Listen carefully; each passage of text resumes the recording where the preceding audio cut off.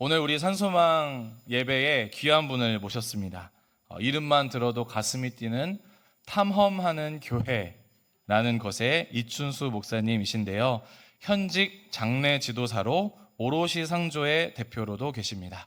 오늘 오전에도 공영 장례를 다녀오시고 또 설교 후에 저녁에도 장례식장으로 향하시는데요. 저는 이 이춘수 목사님을 장신대 다닐 때 신대원 시절에 수업 시간에 만났습니다. 아무 연고도 없고 아는 사람도 없고 지인도 연결되지 않았었는데요.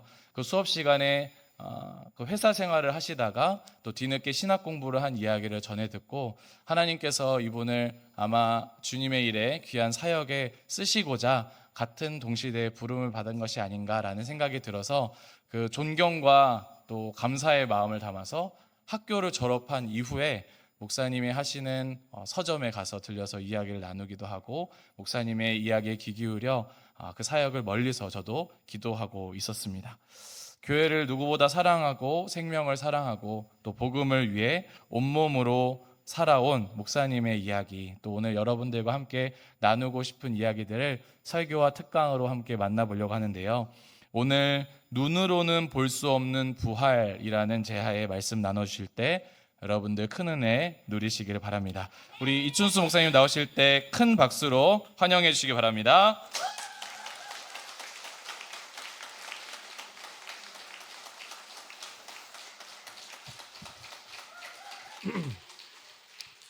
예, 만나서 반갑습니다. 방금 너무 과분하게 소개받은 이춘수 목사입니다.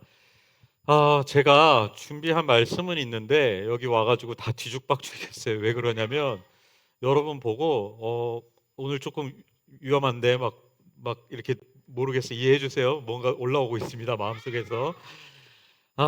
신앙 고백을 하나 먼저 해야 될 것 같아요. 이 마음을 가지고. 무슨 고백이냐면 제가 전생에 나라를 구했나 봅니다. 목사가 전생 얘기하니까 이상하긴 하죠. 그런데 신앙 고백이고요. 그 이유가 이 고백, 이게 왜 신앙 고백인지를 오늘 말씀을 통해서 드리려고 해요. 이런 신앙 고백을 왜 준비도 안 했는데 갑자기 이렇게 하게 되냐면 제가 오늘 오면서 본 거를 잠깐 말씀드릴게요. 여러분들도 아마 여기 오시는 길에 온 몸으로 이제 느끼고 보셨을 텐데 오늘 날씨가 굉장히 좋아요. 덥죠. 예, 하늘 파랗고 간데 이제 흰 구름도 있는데 무엇보다 햇빛이 쨍합니다. 근데 제가 여기 산소망성교회 교회 앞에 와가지고 차 대기 전에 잠깐 봤는데 광장교회 앞에 이게 등나무 있잖아요. 거기 여러분들이 3, 3, 5 모여가지고 이렇게 이야기를 두런두런 나누고 계시더라고요. 제가 그 모습을 보고 너무 이렇게 밝았습니다. 그러니까 햇빛이 밝은 게 아니고 여러분들이 밝았습니다. 여러분들이 빛이라는 생각을 했는데 그걸 언제 다시 또 느꼈냐면 여기 이제 예배당에 들어와서 뒤에서부터 여기 걸어 나오는데 이 안에 빛이 가득 찬 거예요. 이 전등 켜놔서 밝은 게 아니고요. 찬양하고 이렇게 앉아있는 여러분들 보면서 이 안에 빛이 가득하다라는 걸, 여러분이 빛이구나라는 걸 보게 된 거예요.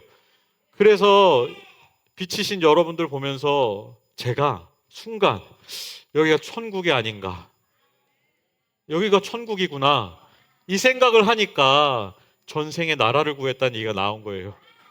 무슨 얘기인지 아시겠어요? 여기 천국이라면 저 죽었을 거 아니에요. 그러면 살아있을 때가 있었을 텐데 그때 내가 하나님 나라와 의를 먼저 구했나 보다. 내 기억은 안 나는데 물론 전생은 뭐 하는 얘기지만 그런 게 아니라면 내가 어떻게 이런 자리에 와서 이 빛이신 여러분들과 함께 이 자리에 서서 말씀을 나눌 수 있을까? 너무 감격스럽습니다. 그래서 이 마음을 신앙 고백을 담아서 이렇게 드리고요. 제가 본 거 설명드렸으니까 여러분도 저 궁금하실 거 아니에요? 좀 설명을 드리자면 나이는 얘기 안 할게요. 진영채 목사님보다 조금 더 많긴 해요. 예. 머리는 갈색이 섞인 반백이에요. 새치가 많아서 웨이브가 적당히 있고요. 그리고 안경을 동그란 얇은 뿔테 안경을 썼어요. 근데 이렇게 자세하게 설명해도 못 보시잖아요. 그지? 그래서 상상하시니까 제가 하나 팁을 드리자면 그 상상 덕분에 팁을 드리자면 진영채 목사님 다음으로 제일 잘생긴 사람 생각하시죠. 이거는 사실입니다. 예. 여러분들이 뭘 보시든 진짜 사실입니다. 예, 진영철 목사님 진짜 제가 존경하고 사랑하고 우리 멋진 우리 목사님과 이렇게 인연을 맺고 하나님 안에서 여기 오게 된 것 너무나 영광스럽고 감사하고 기쁩니다. 이제 말씀을 본격적으로 나누려고 하는데요. 오늘 말씀은 설교와 특강이 연이어서 이어지는데 앞부분에는 복음서에서 나타난 예수님, 부활하신 예수님 이야기를 좀 하려고 해요. 하고 뒷부분에는 그 연장선상에서 우리가 어떻게 죽음을 받아들이고 심지어는 그리스도인으로서 살아갈 수 있는지를 조금 더 뒷부분에 하려고 합니다. 복음서에 보면 부활하신 예수님이 여러 번 제자들과 사람들에게 나타나세요. 여러 번 나타나 대표적으로 오늘 세 가지 사건을 이야기할 거거든요. 어, 가장 첫 번째 사건 뭐냐면 부활하신 예수님이 누구에게 나타나셨냐면 맞습니다. 마리아에게 나타나셨어요. 네, 좋습니다. 그래서 마리아에게 나타나셨는데 어떻게 나타나시냐 한번 잠깐 설명을 해드릴게요. 마리아가 예수님 돌아가시고 너무 슬퍼서 예수님 계신 그 무덤에 장례를 치르기 위해서 장사 지내기 위해서 시신을 찾으러 갔어요. 그런데 그 무덤이 비어 있는 거예요. 무덤 돌이 치워지고 비어 있고 그 안에 아무것도 없는 거죠. 너무 놀라고 슬픈 마리아가 그냥 그 자리에 주저앉아서 웁니다. 예수님 어디 가셨을까? 어디 치웠어? 내가 장례를 치러야 되는데. 근데 갑자기 뒤에서 인기척이 들려요. 뭐 사람이 이렇게 소리가 들린 거죠. 돌아봤거든요. 돌아봤더니 동산지기라고 나오는데 우리 뭐 쉽게 얘기하면 무덤지기 같은 사람이에요. 무덤을 지키는 사람이 뒤에 나타난 거예요. 그래서 마리아가 그 사람한테 울면서 얘기합니다. 이렇게 예수님 어디다 치우셨습니까? 내가 예수님 좀 찾아서 장례를 치러도 어디 두셨는지 좀 얘기해 주세요. 그랬더니 그 사람이 뭐라고 무덤지기 같은 사람이 그 사람이 뭐라고 대답했는지 아세요?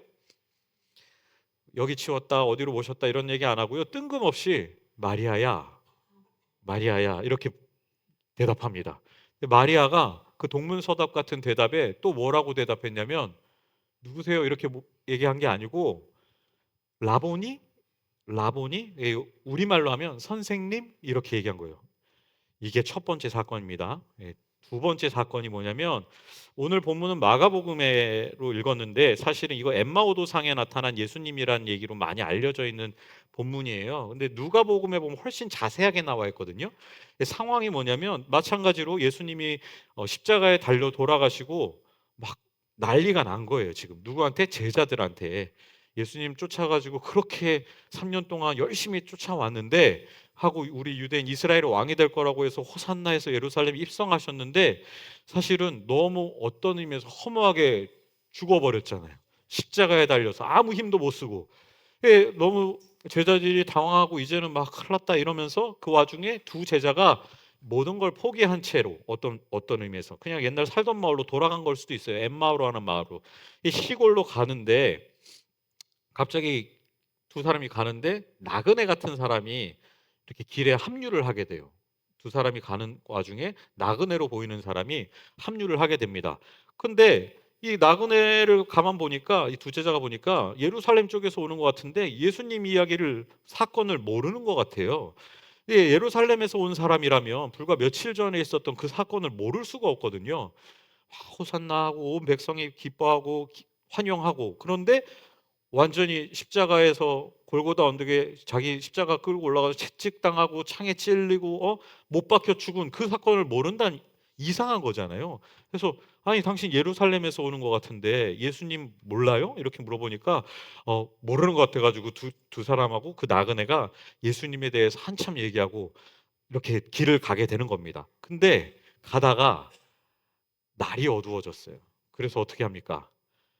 여관 같은 데 들어가잖아요. 여관 같은 데 여관에 들어가요. 들어가서 뭐해요? 밥 먹어야죠. 그래서 밥 먹으려고 하는데 그 나그네가 빵 빵을 저녁 식사를 이렇게 들어서 기도하고 떼어서 그 두 제자에게 이렇게 나눠 줍니다. 그때 이 두 제자가 이 사람이 나그네가 아니라 부활한 예수님이란 걸 알아보게 돼요. 요 두 가지 사건이 이렇게 먼저 말씀드리는데 이 두 개 사건에 공통점이 두 개가 있어요. 공통점 두 개. 이거 되게 중요한데 먼저 첫 번째 공통점 하나 찾아볼까요? 뭘까요? 한번 여쭤보는 거예요. 맞습니다. 지금 부활하신 예수님을 못 알아봐요. 마리아도 그렇고 나그네도 그렇고 예수님 부활하신 걸 못 알아봐요. 처음에 마리아는 무덤지기인 줄 알아봤어요. 하고 나그네는 그냥 두 제자 엠마오로 가던 두 제자는 나그네인 줄로 본 거예요. 부활하신 예수님 못 알아봤다는 게 첫 번째고, 두 번째 공통점이 뭘까요?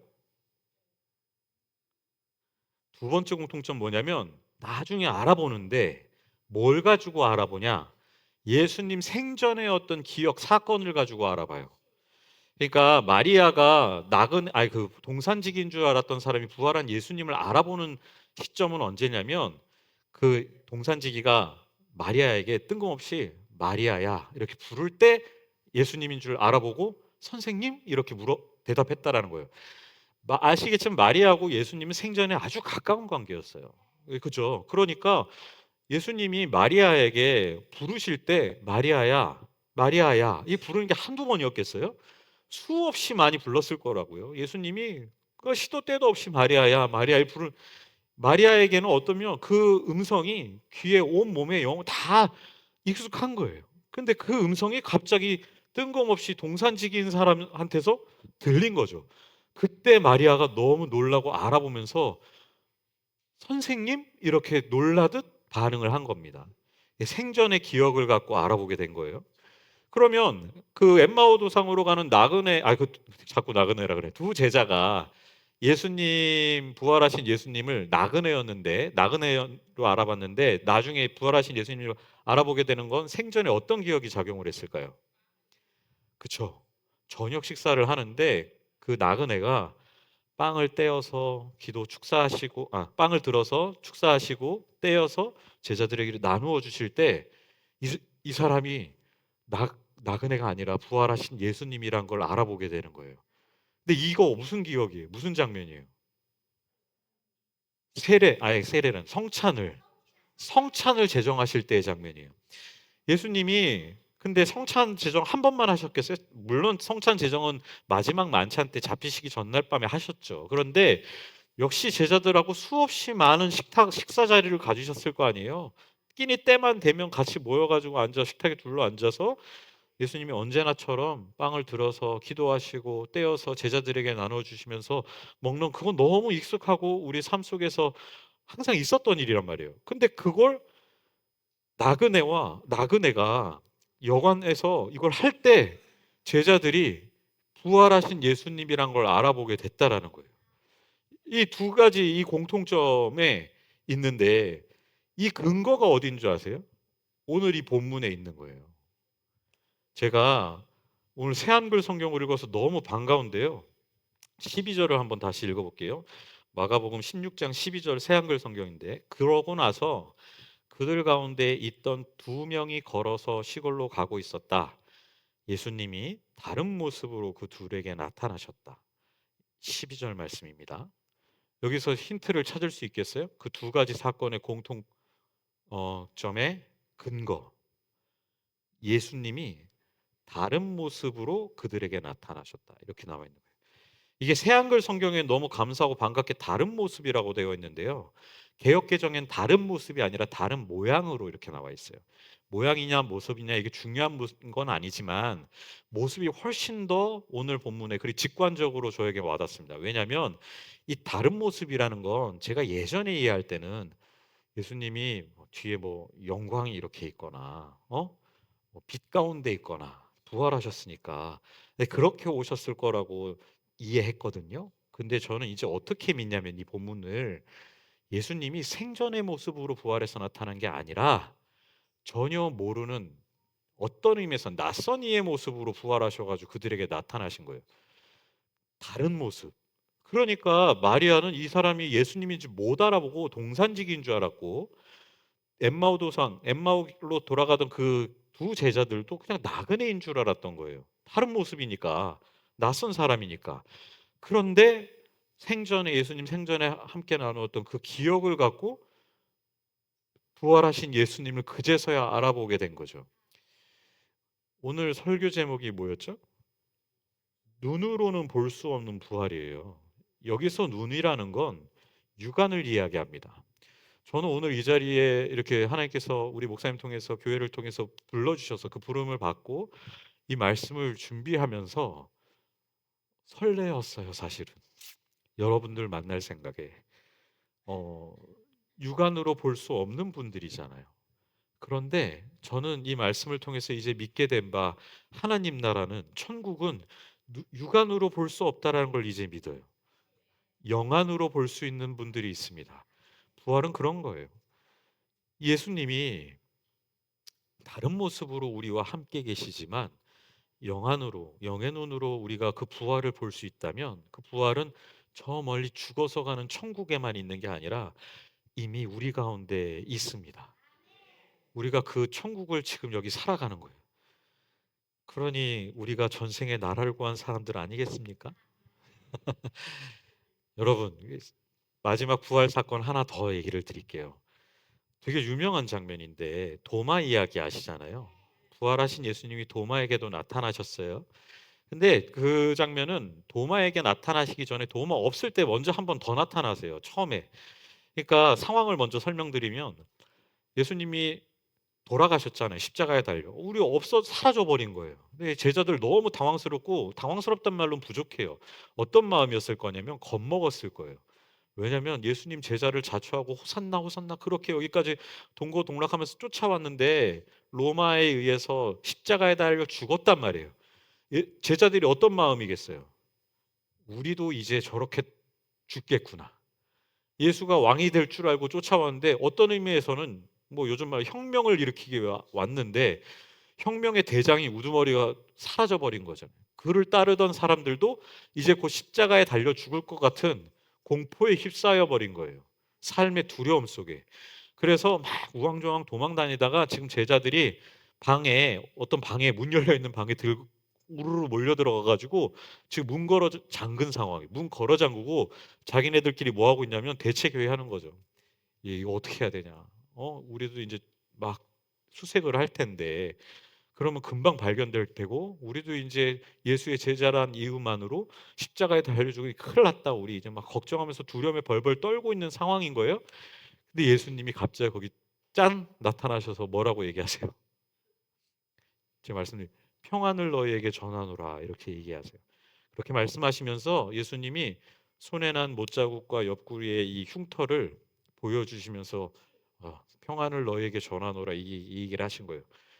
근데 하필 이때 도마가 없었어요. 그 방 안에 없었어요. 그런데 도마가 나중에 나타났는데 예수님 없는데 도마가 나중에 왔거든요. 그때 제자들이 이제 도마한테 막 얘기를 할 거 아니에요. 야, 예수님 오셨어. 예수님 부활하셨어. 이 얘기를 하니까 도마 뭐라 그래요? 못 믿겠다 나. 그 그쵸. 나는 눈으로 보고 만져보고 이게 해보지 않게는 못 믿겠다. 이거 확실히 봐야 알지. 그거 어떻게 믿니? 말도 안 되는 죽은 사람이 어떻게 살아나? 이렇게 얘기했단 말이에요. 그 얘기하고 나서 며칠 뒤에 그러니까 처음 나타나고 나서 예수님 나타나시고 나서 8일 뒤에 그 자리에 다시 나타나세요. 또. 근데 그땐 도마가 있었어요. 근데 어떻게 나타나시면 똑같이 예수님 갑자기 짠 하고 나타나셔서 제자들에 나타나셔서 역시 똑같이 평안을 너희에게 전하노라. 그러면서 도마를 불러서 야 한번 만져봐. 만져보고 믿어. 믿는 자가 돼. 이렇게 얘기를 하셨단 말이에요. 근데 도마가 기록에 보면 만져봤다는 얘기는 없어요. 그냥 딱 보고 보자마자 예수님 부활하셨네요. 그리스도이십니다라고 고백하는 장면. 이게 도마 사건이란 말이에요. 요 사건을 이걸 왜 말씀드리냐면 아까 그 두 가지 사건의 공통점이 그대로 있기 때문에 또 이 부활 사건에도 반복되기 때문에 말씀드리는 거예요. 아까 그 두 가지 공통점이 첫 번째 뭐였죠? 눈으로는 못 알아봤다. 부활하신 예수님을 육안으로는 못 알아봤다. 두 번째는 언제 알아봐요? 생전의 기억을 가지고 삶의 흔적을 가지고 알아보게 됐다. 이게 있잖아요. 이걸 가지고 세 번째 이 사건을 찾아보면 이해해 보자면 어떻게 보이냐면 예수님이 짠 하고 나타났어요. 어떻게 나타나셨을까요? 그 문 걸어 잠그고 있는 방 안에 영적으로. 그러니까 그 말은 영화 같은 데서 어렸을 때 저도 많이 봤는데 어떻게 나대? 우리가 여기 교회 이렇게 문 지금 닫고 있잖아요. 문 걸어 잠그고 있는 제자들이라고 합시다. 그러면 갑자기 우리 지금 막 큰일 났다. 우리 걱정 어떻게 해야 되냐. 우리 난리 났다. 이러고 있는데 갑자기 예수님이 여기 어딘가 갑자기 딱 나타나서 얘들아 걱정하지 마. 나 어디 안 가. 여기 너희들과 함께 있어. 편하게 하면 이렇게 얘기하신 거예요. 이거 봐봐. 나 이거 못자국, 창자국 이거 다 있잖아. 나 여기 있어. 너희들과 함께 있어. 걱정하지 마 얘들아. 이렇게 얘기하신 거예요. 예전에 저는 그 예수님이 저 벽을 통과해서 들어와가지고 그렇게 이해하지 않으세요? 그렇게 상상하잖아요, 우리.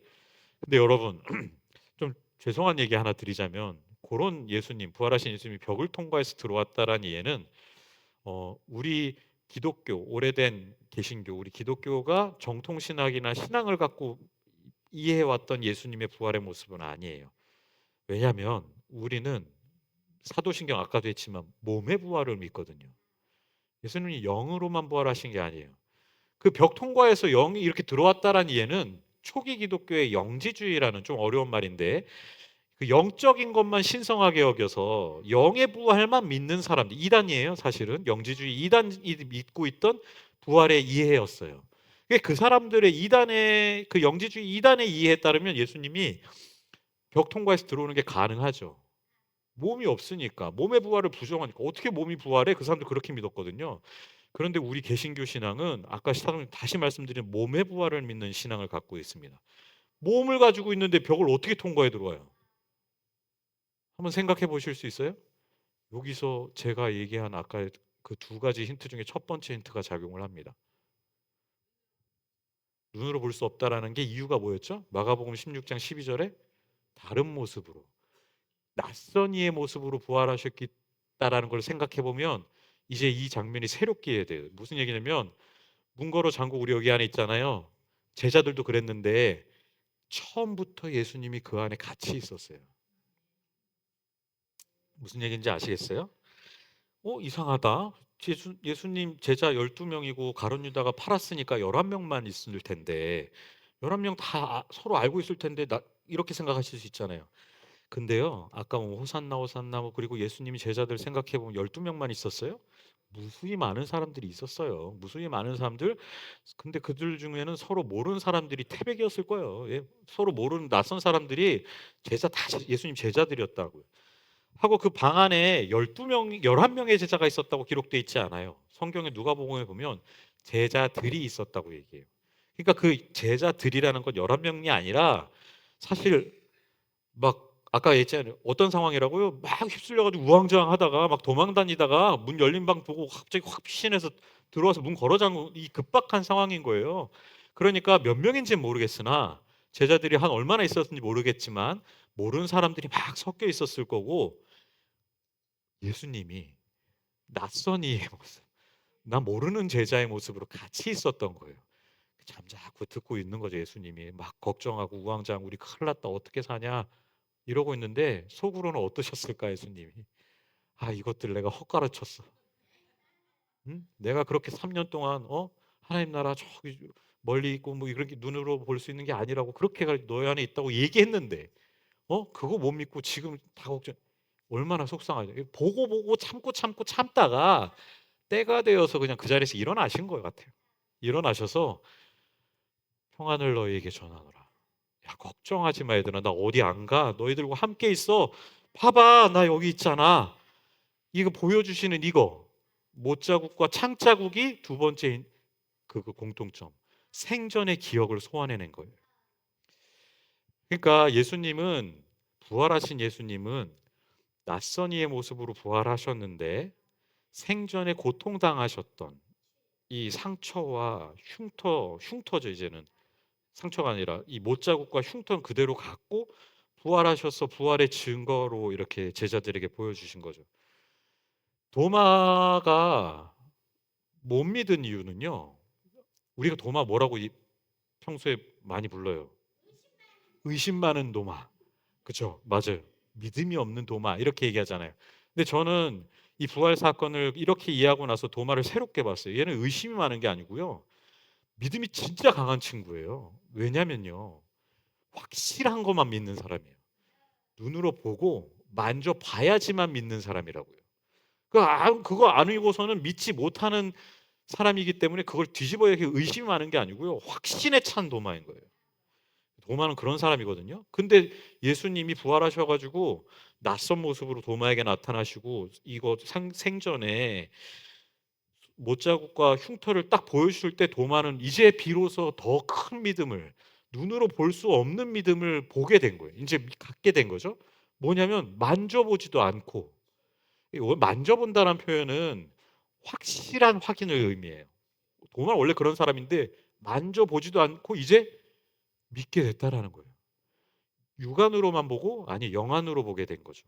눈으로 보고 믿은 게 아니고요. 만져보지도 않고도 영안으로, 영적으로 이제 예수님의 부활을 실제적으로 보게 된 거고 고백할 수 있었던 거예요. 믿음이 그런 거거든요. 부활을 향한 믿음이. 저는 여러분들 보면서 이 중에 예수님이 계시다고 믿습니다. 우리 힘들죠. 음, 말로 다 할 수 없을 거예요. 경험해보지 않은 사람은. 그게 뭐 육안의 어떤 못 보는 것만이 아니라 경제적으로도 건강으로도 얼마나 힘든 삶을 우리가 살아요. 관계에 있어서도 교회 안에도 그런 어려운 관계들 다 있잖아요. 여기라고 없겠어요? 다 있는데 그래서 기도해요. 하나님한테. 하나님 질병 고쳐주세요. 이 어려운 경제적 어려움 해결해 주세요. 하나님 저 사람 관계 아니 저 사람 좀 치워주세요. 저 사람 없으면 살 것 같아요. 하나님 이런 기도 하잖아요. 근데 예수님 그거 모르시잖아요. 다 듣고 계신 거예요. 여기서 듣고 계시면서 한편으로는 안타까워하십니다. 사랑하는 나의 아들 딸아, 그것 때문에 너 너무 힘들지. 그런데 나는 그거 치워주려고 온 사람이 아니야.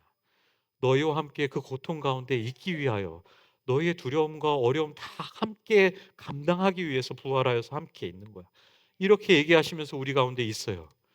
우리가 그렇기 때문에 그 예수님을 육안이 아니라 영안으로 보고 부활하신 모든 죽음과 고통을 승리하고 우리와 함께 계신 예수님을, 부활하신 예수님을 보기를 원합니다.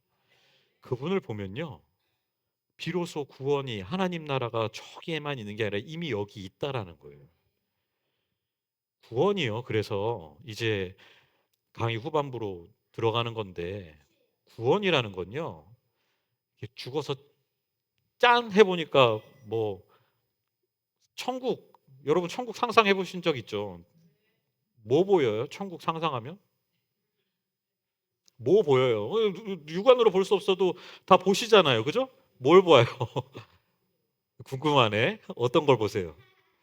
하나 한번 좀 얘기해 보세요. 예. 저는 시간이 제가 예전에 봤던 거, 뭐 지금도 아예 없어진 건 아닌데 그 천국을 상상하면 뭐가 보였냐면 황금으로 지은 집이 있고 에메랄드로 깔린 길이 있고 뭐 그런 걸 상상했어요. 그런 게 보였단 말이에요. 그런데요, 이제는 그런 거 좀 아닌 것 같아요.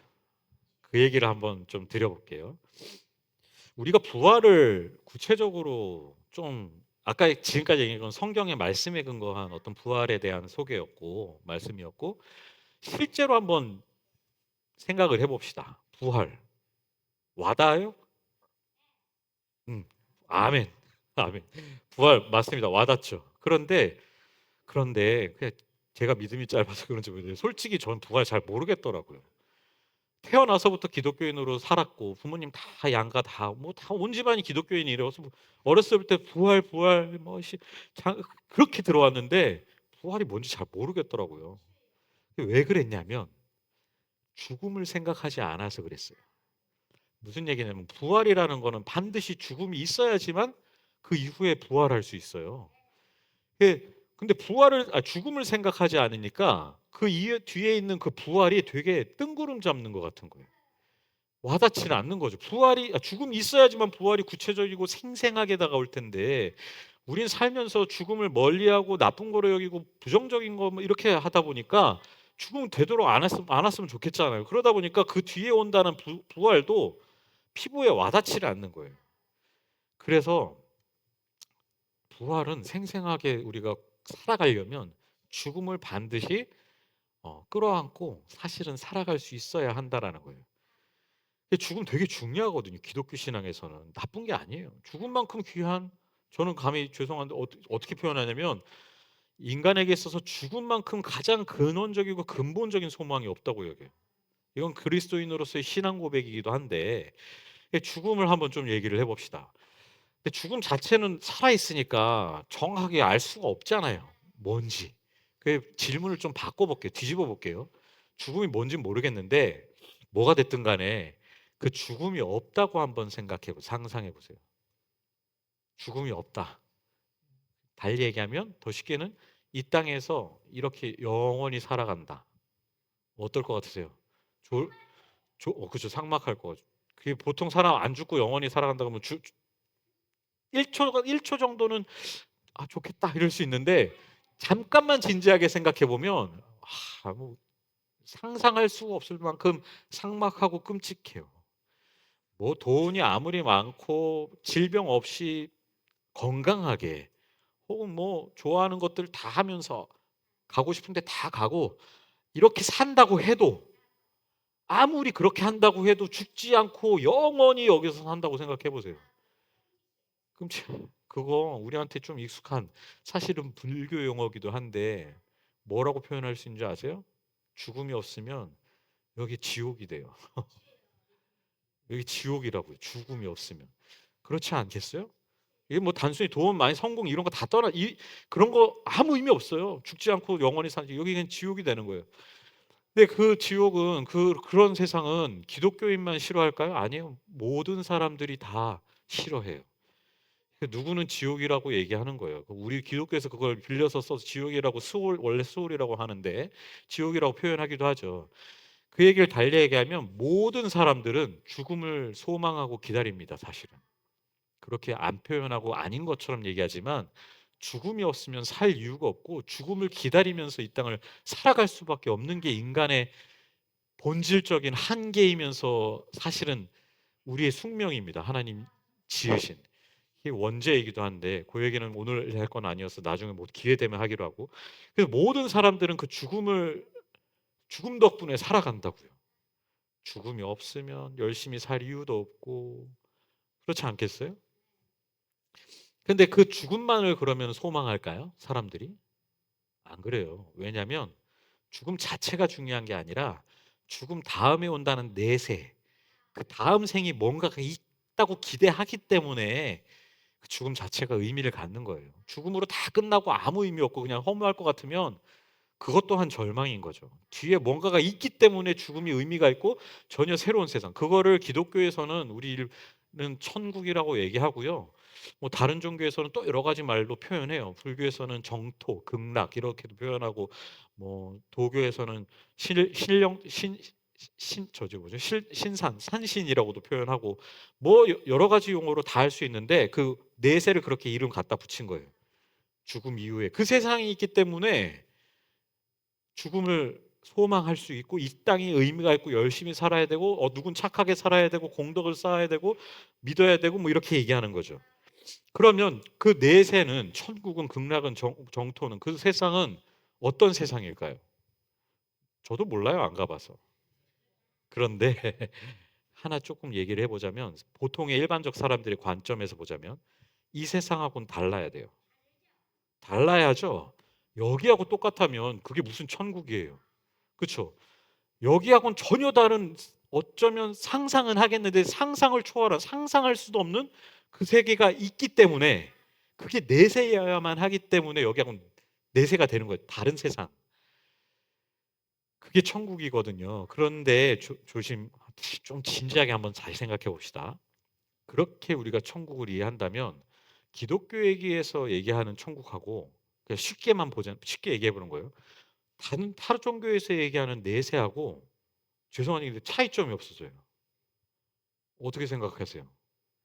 물론 예수님을 통해서 우리가 구원받고 예수님 믿어 이건 우리 신앙 그거는 구원에 이른 어떤 과정이고 은혜니까 그건 우리만의 것이라고 치더라도 예수님은 우리만의 것이라고 치더라도 그 이후에 간다는 그 천국 내세만 두고 보면 타 종교에서 갖고 있는 내세하고 우리가 심지어는 믿고 있는 내세로서의 천국하고 별 차이가 없어지는 것 같기도 하다란 말이에요.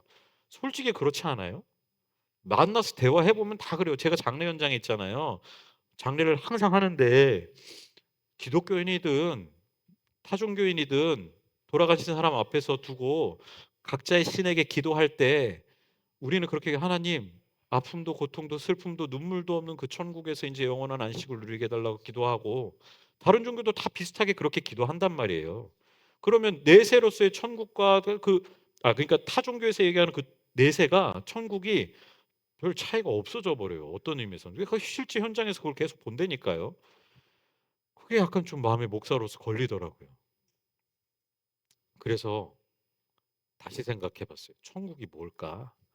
그랬더니 예수님의 삶을 다시 이렇게 돌아보니, 아까 잠깐 얘기 드렸는데 바리새인들이 물어요. 예수님한테 천국이 언제 어떻게 오냐고. 언제 임하나이까? 어디서 이렇게 어떻게 물으니까 예수님 뭐라고 대답하세요? 천국은 눈에 보일 수 있는 것처럼 여기 있다 저기 있다 이렇게 임하는 게 아니라 너희 안에 있느니라, 이렇게 얘기하시네요.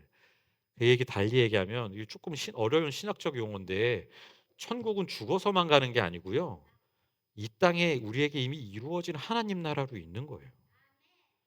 그 하나님 나라를 살아갈 수 있는 사람들, 뭘로요? 거듭나서 육안이 아니라 영의 눈으로 보면서 하나님 나라를 이미 살아가는 사람들에게 이미 있는 실제예요, 하나님 나라는. 그렇게 살아가는 사람들이 언젠가 어떤 모습으로 올지 모르지만, 질병일 수도 있고 사고일 수도 있고 뭐가 될지 모르죠. 갑자기 닥치는, 불현듯 닥치는 그 육체적 의학적 죽음을 받아들였을 때, 그 이후에도 그 천국을, 영원한 하나님 나라 천국을 이어서 살아가는 거예요. 이걸 달리 얘기하면요, 예수님이 열어주신 천국, 구원하셨다라는 그 천국은 이 땅에 우리가 고통스럽고 아픔도 있고 이게 사라진 나라가 아니고요, 여전히 그냥 다 고통스럽고 질병, 관계, 경제적 어려움이 있음에도 불구하고 그걸 뛰어넘어서 살아가는 사람들의 것이라는 거예요. 구원, 다른 말로 자유가 그거예요. 자유, 마음대로 하는 게 자유라고 하잖아요. 아니요, 신학에서 이야기하는, 우리가 신앙 고백으로 이야기해야 될 자유는 내 마음대로 하는 게 자유가 아니고요, 어떤 게 나를 건드려도 흔들어도 흔들리지 않는 삶을 살아가는 게, 이 땅에 굳건하게 발 딛고 그리스도인으로서 당당하게 살아가는 게 자유라고요. 그 영원한 하나님 나라를 여기서 이미 살아가는 거예요. 그게 자유이고 구원이거든요. 조금 조심스럽지만 죄송한 말씀 하나 할게요. 여러분, 시각장애인이시잖아요. 중도실명자이시니까 더 어렵고 고통스러운 시간을 보내실 거예요. 감히 경험하지 않은 사람은 헤아릴 수도 없는. 그런데요, 조심스럽지만 저는 이제 어느 순간부터 믿기 시작했어요. 죄송한 얘기인데 천국에 가도 시각장애인이 있을 거라고 저는 믿어요.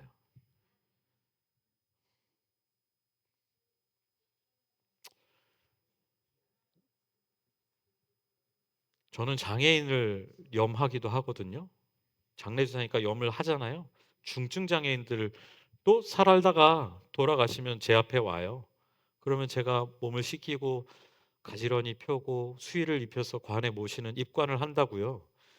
그분들의 모습을 보면 평생 한 번도 자기 힘으로 땅을 디뎌본 적이 없는 발, 진짜 뼈밖에 안 남은 팔, 이게 몸인가 싶을 정도로 막 뒤틀려 있는 모습, 이런 걸 본단 말이에요.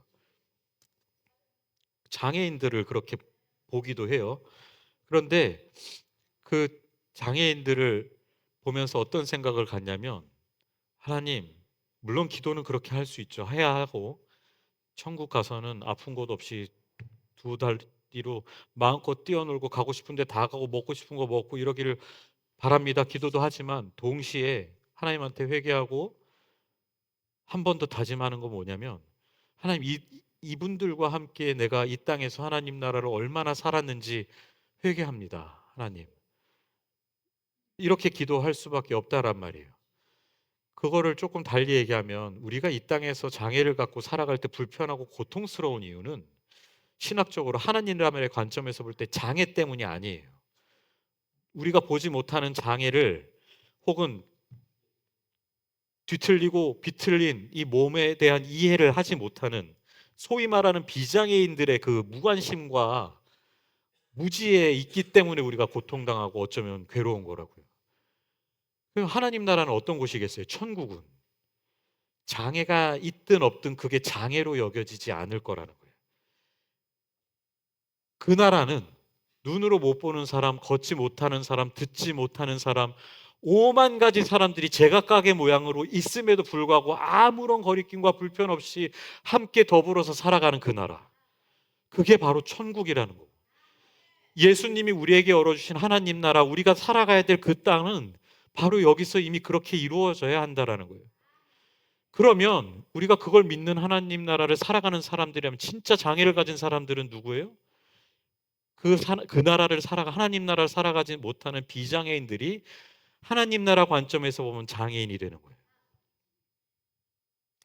조심스럽지만 이 말씀을 꼭 드리고 싶었어요. 천국 가서 우리는 보고 먹고 뛰어놀고 듣고 함께 어울려 살 거예요.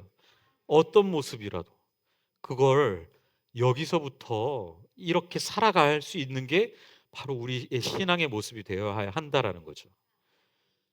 그게 바로 죽음을 살아가는 거듭남이에요. 죽음을 받아들이는 삶이고 기독교인으로서 웰다잉 하면 이런 거 얘기 많이 해요. 뭐 나이가 들어가고 몸이 건강이 나빠지고 눈도 어두워지고 귀도 안 들리고 막 이렇게 되니까 그럴 때 어떻게 그걸 잘 받아들이고 이렇게 살아가는 이걸 웰다잉이라고 얘기하잖아요. 물론 웰다잉 맞아요. 그런데 기독교에서 이야기하는 죽음과 웰다잉 바라봐야 될 웰다잉으로서 바라봐야 될 죽음은 사실 그런 게 아니에요. 이미 예수님이 승리하신 죽음을 우리가 함께 믿음으로 고백하고 뛰어넘어서 살아가는 거예요. 여기서 이미 그렇게 되면 어떻게 되는지 거듭남이거든요. 그게 그 죽음을 이미 뛰어넘어 버렸으니까 거듭난 거라고요. 그게 부활이에요. 부활은 물론 거듭남하고 말은 다르지만 되게 비슷하죠. 거듭남이란 말과 부활이 비슷한 말이에요. 그래서 요한복음에 보면 나는 길이요 진리요 생명이니 나를 믿는 자는 죽어도 살겠고 무릇 살아서 나를 믿는 자는 영원히 죽지 아니하리니 너희가 이것을 믿느냐 이 말씀이 있잖아요. 죽어도 살겠고는 나를 믿는 자는 죽어도 살겠고는 부활을 얘기하고 무릇 살아서 믿는 자는 영원히 죽지 아니하리니 이 부분이 거듭남을 이야기하는 거거든요. 부활과 거듭남은 굉장히 유사한 구조를 갖고 이때 육체적으로 죽었냐 안 죽었냐를 가지고 나뉘거든요. 육체적으로 죽지 않은 우리는 부활은 아직 이르지만 육체적으로 죽지 않은 아니 부활은 이르지만 이미 거듭난 사람들이에요. 거듭날 수 있는 사람. 그렇게 되면 육체적으로 다가오는 그 죽음이 어떻게 되겠어요? 나의 이렇게 되는 거예요. 아까 잠깐 표현했는데 까이 거 언제 어떻게 올지 몰라. 올라면 올 테면 한번 와봐라. 어? 네가 어떤 모습으로 나에게 오더라도 나는 이미 영원한 생명 하나님 나라를 여기 살고 있기 때문에 그것에 휘둘리거나 흔들리지 않는 삶을 당당하게 살아갈 수 있다는 고백을 하는 거예요. 그게 웰다잉이고 죽음을 살아가는 거고 거듭남이라는 거죠. 우리가 그런 사람들입니다. 볼 수 없고 소외당하고 괴롭고 고통당하고 힘들지만 그거 다 자유하게 여기서 살아갈 수 있는 사람들이라고요. 아까 강의 부분에서 앞부분에 죽음이 없다면 여기가 지옥이 된다 그랬고 죽음이 있어야 되고 그래서 죽음 이후의 내세는 여기 완전 다른 세상이어야 된다면 타종교에서 이야기한 내세와 다를 바가 없어서 천국은 어떤 곳이어야 하냐면 사실은 아까 이렇게 저는 이제 믿어요. 실제 그런지는 확신이 중요한 게 아니고 제 믿음의 고백이고 신앙 고백이고 그 말씀을 이렇게 나누는 건데 천국은 이럴 것 같아요. 저 아까 여기 와서 고백했잖아요. 제가 전생에 나래를 구했나 봅니다라고. 저는 지금 여기서 천국을 이미 보고 있다니까요. 이거 제 눈으로 보는 거겠습니까? 아니에요. 가슴 벅찹니다. 저는 여기가 천국이라고 이럴 거라고 믿고 이 천국을 이렇게 영원히 살아갈 수 있다면 그거야말로 영원한 삶. 그러면 아까 죽지 않고 여기서 살아가는 게 지옥이 된다고 뭐가 차이가 있냐, 이게 문제가 생기잖아요. 죽지 않고 여기서 살아가는 거하고 죽지 않고 여기서 영원한 천국을 살아가는 거하고 표면적으로는 똑같아 보인단 말이에요. 차이가 어디서 생기냐면 이제 이런 건데 끝인데요. 죽음 덕분에 우리는 죽기 전에 열심히 살고 이 삶의 의미를 부여하고 가치를 두게 되잖아요. 근데 그 얘기를 달리 얘기하면 죽음이라는 건 조금 어려우면 자원이거든요. 죽음이 있기 때문에 이 삶이 의미가 있는데 그걸 사람들은 어떻게 이용하냐면 이게 원죄인데 뺏고 빼앗기는 데 써요. 어차피 죽을 건데 죽기 전에 내가 좀이라도 더 많이 갖고 더 많이 가보고 더 많이 먹고 더 좋은 집, 더 좋은 차 타고 이래야 되니까 열심히 노력하고 성공을 지향하고 그렇게 산단 말이에요. 근데 그 과정에서 혼자 그렇게 하면 아무 아무 문제 없는데 어떻게 해요? 다른 사람 거 뺏고 빼앗기고 막 이러고 사는 거 아니에요, 사실은. 근데 그게 인간이 갖고 있는 원죄 때문에 갖고 있는 한계이고 슬픈 현실이거든요. 죽기 전에 해볼 거 다 해봐야지. 근데 그런 사람들은 죽으면 자기가 제 아무리 성공하고 뭐 제가 그런 분들 많이 보지만 큰 부를 얻고 명예를 얻어 죽으면 다 끝나요. 아무 의미 없다. 어떤 의미에서. 그런데 만약에 원래 하나님이 우리한테 열어주신 하나님 나라 에덴은 어떤 곳이냐면요. 죽음이 없을 때잖아요. 그곳은. 그러면 시간이 무한정하고 시간 개념이 없는 거예요, 사실은. 하고 언제 어디서나 보면 먹을 게 있고 사실 그때도 뭐 에덴에도 계절이 있으니까 나무 열매 안 있다고 치면 나무 열매가 안 맺힐 때도 있을 거 아니에요. 뭔가 일을 해야 되는 거예요. 사실은 근데 하나님이 아담과 하와에게 일하라고 에덴에 주신 거 천국에 보내신 거거든요. 다스리라고 하셨잖아요. 그 일하라고 하신 거예요. 그런데 시간이 많다는 얘기는 서로 뺏고 빼앗길 이유가 없어요. 자원이 무한하다면 시간이 결국에는 자원의 최종적인 어떤 무언가인데 시간이 무한하면 공간도 무한해져요. 시간이 무한하면 그냥 걸어가든 기어가든 언젠가는 가면 갈 거 아니에요. 가는 데까지 가면 공간 자체도 의미가 없어진다고요. 시공간 자체가. 그 얘기면 돈도 사실은 뺏고 빼앗길 필요가 없고 자원 자체가 다 하나님 우리에게 주신 선물로 여겨질 거란 말이에요. 그렇게 되면 어떻게 되겠어요? 뺏고 빼앗기는 것처럼 미련하고 바보스러운 게 없는 거예요. 그냥 그 나라에서는 무한한 하나님이 우리에게 베풀 선물 같은 이 세상을 내가 가지고 있는 재능과 능력으로 잘 가꾸어서 서로에게 나누어 주고 서로 도우면서 살아가는 이게 바로 하나님 나라의 너무 지극히 자연스러운 삶의 모습이라고요. 우리는 여기서부터 그렇게 살아야 돼요. 그게 때로는 미련하게 보여요. 세상 사람들 보기에는 저 기독교인들 저렇게 열심히 다 퍼줘. 다 퍼준다 저거. 막 욕 먹잖아. 우리 여기 와가지고 그런 분 있을 거예요. 그 교회 갔다 아까운 돈 왜 헌금 왜 한? 있죠 분명히. 예.